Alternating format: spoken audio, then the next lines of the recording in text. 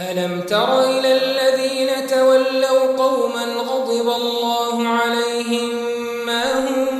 منكم ولا منهم ويحلفون على الكذب وهم يعلمون أعد الله لهم عذابا شديدا إنهم ساء ما كانوا يعملون اتخذوا أيمانهم جنة فصدوا عن سبيل الله فلهم عذاب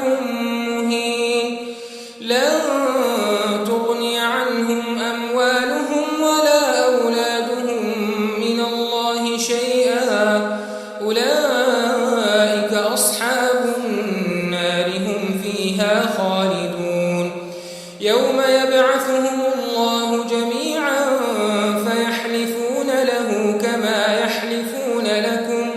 ويحسبون أنهم على شيء ألا إنهم هم الكاذبون استحوذ عليهم الشيطان فأنساهم ذكر الله أولئك حزب الشيطان ألا إن حزب الشيطان هم الخاسرون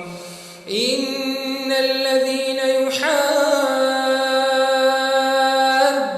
الله ورسوله أولئك في الأذلين كتب الله لأغلبن أنا ورسلي إن الله قوي عزيز لا تجد قوما يؤمنون بالله واليوم الآخر يوادون من حاد الله ورسوله ولو كانوا آباءهم أو أبناءهم أو إخوانهم أو عشيرتهم أولئك كتب في قلوبهم الإيمان وأيدهم بروح منه